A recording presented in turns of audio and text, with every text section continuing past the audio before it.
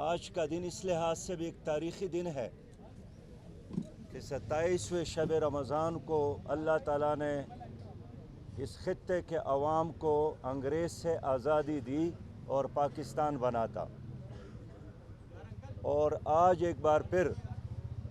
الحمدللہ اس تاریخی موقع پر اللہ تعالیٰ نے پاکستان کی عوام کو ایک اور کامیابی دی، اور وفاقی شرعی عدالت نے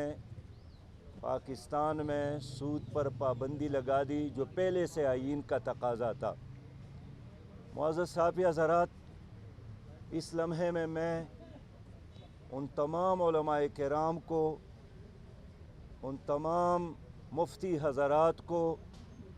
ان تمام وکلاء کو اور ان تمام پاکستان کے شہریوں کو سلام پیش کرتا ہوں جنہوں نے وفاقی شرعی عدالت کے اس پوری کیس میں رہنمائی بھی کی، دلچسپی بھی لی اور مسلسل اس کیس کو پرسو کیا۔ ہماری قوم جانتی ہے کہ وفاقی شرعی عدالت نے 1991 میں بھی پاکستان میں سودی نظام پر پابندی کا فیصلہ دیا تھا، لیکن اس وقت کے وفاقی عدالت نے سپریم کورٹ کی طرف جانے کا فیصلہ کیا تھا۔ وفاقی عدالت، وفاقی حکومت سپریم کورٹ گئی اور وفاقی شرعی عدالت کے اس فیصلے پر اسٹے آرڈر لیا، اور پھر سپریم کورٹ نے ریویو کے لیے، نظر ثانی کے لیے دوبارہ وفاقی شرعی عدالت کی طرف کیس بھیجا تھا۔ 2002 میں اور آج چیف جسٹس نور محمد مسکین زئی صاحب، جسٹس خادم حسین شیخ صاحب اور جسٹس انور شاہ صاحب نے ایک متفق کا فیصلہ سود کے خلاف دیا ہے۔ اگرچہ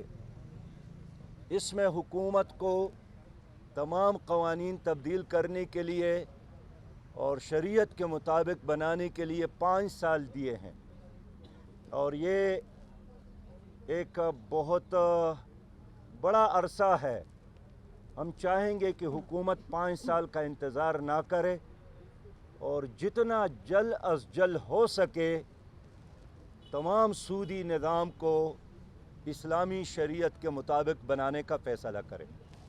ہماری قوم جانتی ہے کہ 2013 سے لے کر 2018 تک پاکستان پر بیرونی سودی قرضہ 24 ارب ڈالر واجب الادا تھا، اور گزشتہ 5 سالوں میں ہماری وفاقی حکومت نے 5 ارب 30 کروڑ ڈالر یہ سودی قرضہ دیا ہے۔ لہذا اب حکومت سے ہم چاہیں گے کہ ملک کے اندر اور ملک سے باہر جتنے بھی معاہدے ہیں وہ پاکستان کے اس قانون کے مطابق ہو